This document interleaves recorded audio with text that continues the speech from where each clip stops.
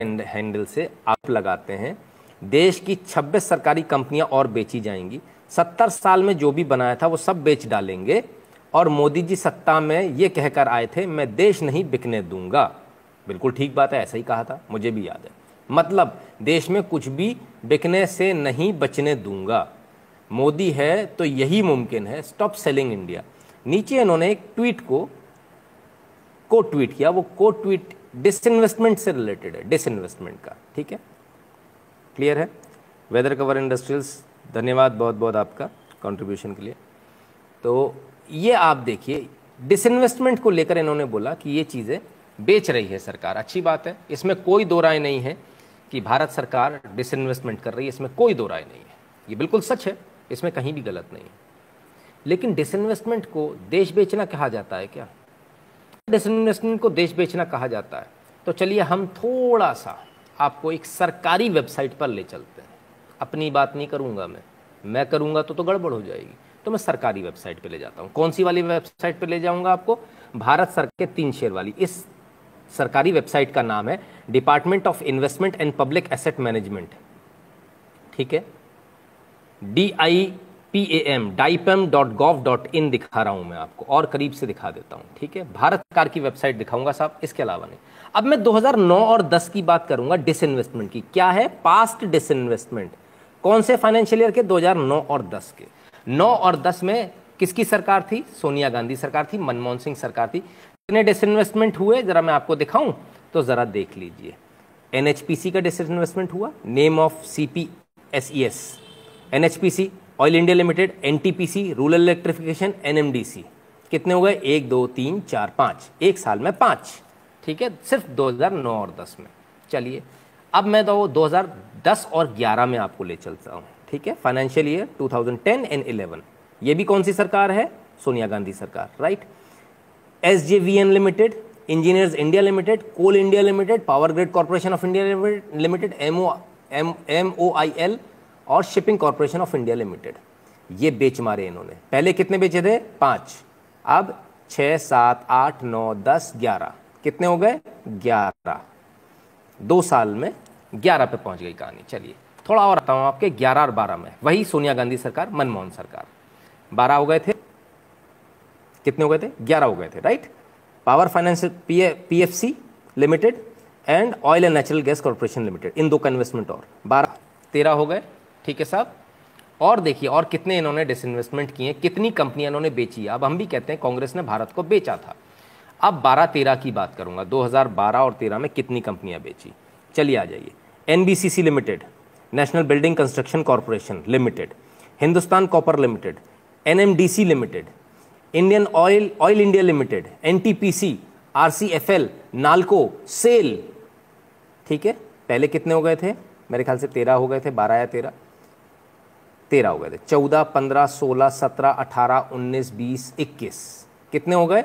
अब 21 हो गए, राइट। 2012-13 में अभी खत्म नहीं हुआ, क्योंकि 14 तक इनकी सरकार थी, 14 में मोदी सरकार आई है, तो जरा 13-14 तो ले लो। अब खोल रहा हूं 13 और 14 का चिट्ठा, और ये रहा 13 और 14 आपके स्क्रीन पर जो भरा पड़ा है, ठीक है। ये शुरुआत किसने करी? आ जाइए ऊपर से ले लेते हैं, ठीक है। कितने हो गए थे? मुझे अब याद भी नहीं है, बहरहाल। NHPC, Bharat heavy electrical, engineers India limited, NMDC, power grid corporation of India, CPSE exchange trade funded, Indian oil corporation, national fertilisers limited, MMTC, Hindustan copper limited, Indian tourism development corporation limited, state trading corporation, और NLC limited, ठीक है साहब। ये इतने सारे। अब वापस गिन देता हूं, 1 2 3 4 5 6 7 8 9 10 11 12 13, ठीक है। 13 और 14 15 16 17 18 19 20 21, ठीक है। 22 23, ठीक है। 24 25 26 27 28 29 30 31 32 33 34 बार 2000। ये आंकड़े 2009 से अवेलेबल है हमारे पास में इस वेबसाइट के ऊपर। 2009 से पीछे के आंकड़े नहीं है, ये तो सिर्फ 2009 से बता रहा हूं, सिर्फ 2009 से 2013-14 तक।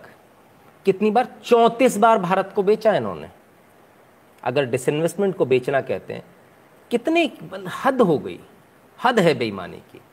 34 डिसइन्वेस्टमेंट्स आपने किए, 34। और जब ये सरकार करती तो उसी डिसइन्वेस्टमेंट को आप कहते हो भारत बेचा जा रहा है।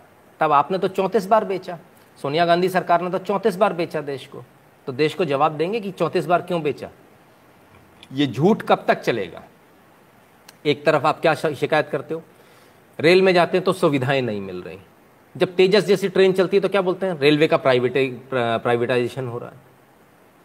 बीएसएनएल की सिम नहीं खरीदेंगे, खरीदेंगे जियो की सिम, लेकिन जिंदा बीएसएनएल चाहिए। कैसे हो जाएगा भाई, मेरे पैसे के टैक्स के पैसे पर मैं तो तैयार नहीं हूं। या तो आप बीएसएनएल की सिम खरीदो, या बीएसएनएल वाले अपनी क्वालिटी में इतना सुधार लाएं कि लोग उनकी सिम खरीदें। उन्होंने खरीदनी नहीं है, उनका रवैया बदलता नहीं है। आप सरकारी हॉस्पिटल में चले जाइए, वहां भी यही हाल है।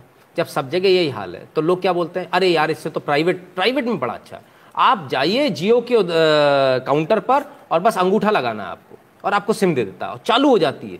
बीएसएनएल वाला एक दिन में भी चालू करता है सिम, तो भी एहसान दिखाकर करता है कि देखो मैंने तुम्हारी सिम जल्दी चालू करा दी। राइट, ये है। ऑयल इंडिया एनएचपीसी 2-3 बार आ गए। हाँ बिल्कुल 2-3 बार आएंगे सर, क्योंकि इसका 2-3 बार डिसइन्वेस्टमेंट हुआ है, एक बार नहीं हुआ है। जितनी बार हुआ, जितने फाइनेंशियल ईयर में हुआ उतनी फाइनेंशियल ईयर में दिखाया, और आज फिर से एनएचपीसी और इन सब का नाम आपको दोबारा मिल जाएगा। ऐसा नहीं है कि नहीं मिलेगा, क्योंकि टेक ऑफलोड जो होती है, सरकार की जो भागीदारी है वो एक बार में पूरी खत्म नहीं करती सरकार, थोड़ा थोड़ा करके ऑफलोड करते। कभी 5% कर दिया डिसइन्वेस्टमेंट, कभी 10% कर दिया। सरकार को जब जितना डिसइन्वेस्टमेंट जरूरी लगता है, right. So it is not कि एक ही बार होगा, ठीक है। तब जाना प्राइवेट में है इलाज कराने, सिम प्राइवेट चाहिए है, बैंक प्राइवेट चाहिए है, सब कुछ प्राइवेट चाहिए, तो ये सरकारी क्यों रखें फिर, जब हम सब कुछ प्राइवेट में ही जाना है। प्राइवेट में सुविधाएं अच्छी मिलती हैं, घर पे आके बैंक वाला खाता खोल देता है, आपके ऊपर उल्टे सीधे चार्जेस नहीं लगते हैं तो आप कंप्लेंट करते हो तो वापस आ जाते हैं। स्टेट बैंक में सुनवाई नहीं होती है, होता है ना आपके साथ, मेरे साथ भी हुआ है, ज़बरदस्ती का मेरे ऊपर डेबिट लगा दिया, ठीक है ना। तो ये तमाम सारी चीज़ें, जब ये सारी चीज़ें हैं, सरकारी स्कूल में बच्चे को पढ़ाना नहीं, प्राइवेट में पढ़ाना, तो फिर आखिर इन स्कूल को, बिल्डिंगों को, इन बड़े बड़े टेलीफोन एक्सचेंज को, इन बड़े बड़े बैंक्स को खोलने का फ़ायदा क्या है। क्यों इसके लिए हम लोग पैसा दे रहे हैं, इनकी तनख्वाहों के लिए क्यों पैसा दे रहे हैं, इसकी कोई आवश्यकता नहीं है। सरकार भी डिसइन्वेस्टमेंट इसी प्रक्रिया के तहत करती है। सुधीर द्विवेदी जी बहुत बहुत धन्यवाद आपका। तो जब ये डिसइन्वेस्टमेंट होता है, डिसइन्वेस्टमेंट को एक जामा आजकल जो व्हाट्सएप यूनिवर्सिटी वाले अनपढ़ जो पढ़ा रहे हैं, वो ये पढ़ा रहे हैं देश बिक रहा है। तो भाई देश 34 बार बेचा, 2009 से 2013-14 तक 34 टाइम्स। और ये मैं नहीं कह रहा हूँ, अगर आपको मेरे आंकड़ों पर कहीं से भी शक है तो आप कुछ मत कीजिए, आप इस सरकारी वेबसाइट पर चले जाइए, और ये इस वेबसाइट को अच्छे से दिखा देता हूँ, देख लीजिए, dipam.gov.in, ठीक है। उसमें आपको सब कुछ, सारे आंकड़े मिल जाएंगे। चिराग जी बहुत बहुत धन्यवाद आपका। क्लियर है, बिल्कुल क्लियर है। आप लोगों को जो बेवकूफ़ बार बार बनाया जा रहा है उसमें समझ में आ रहा है क्या हो रहा है क्या नहीं हो रहा है, ठीक है। और ये जो सारी चीज़ें हैं, डिसइन्वेस्टमेंट इसलिए नहीं होता कि हमको इसको प्राइवेट कर देना है, बेच देना है। इसका मतलब ये होता है हमें इसकी कार्य कुशलता बढ़ानी, कार्य क्षमता बढ़ानी। पीपीपी पे जाती हैं चीज़ें, पब्लिक प्राइवेट पार्टनरशिप, ठीक है ना, उस पर जाती हैं चीज़ें। कोई बेच नहीं रहा, कुछ नहीं बिक रहा है, सड़कें कोई बिक नहीं जा रही, जो सड़कें बन रही हैं जिन पर आप चलते हैं।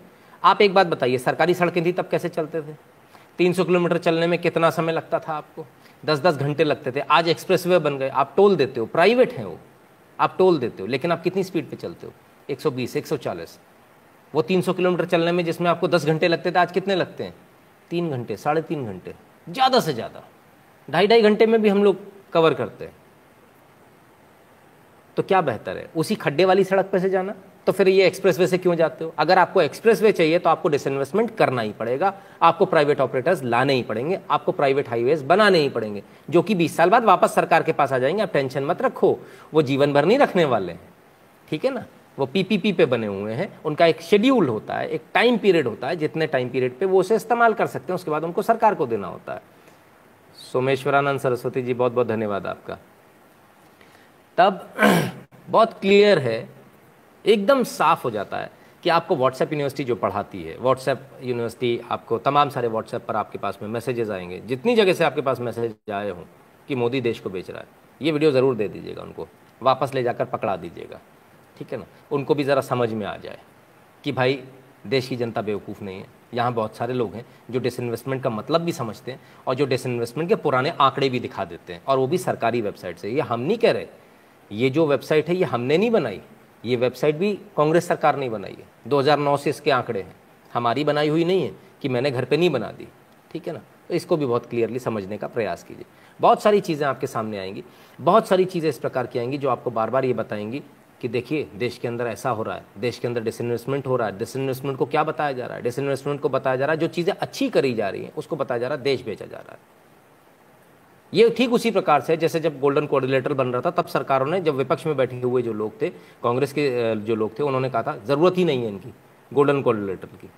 और आज आप सोचिए, आज देश के अंदर एक्सप्रेसवेज हैं, ये वही लोग हैं जो हर बार हर चीज़ में इन्हें अड़ंगा लगाना होता है। एक्सप्रेसवे बनते तो ये कहते सड़क बेच दी, अगर रेलवे स्टेशंस का सौंदर्यीकरण करना होता है तो ये कहते हैं कि रेलवे स्टेशन बेच दिए। अभी दिल्ली का जो रेलवे स्टेशन है वो भी एयरपोर्ट की तर्ज पर बनने वाला, आपको बहुत मज़ा आएगा वहाँ जाकर। गुरुजी ऐसे लोग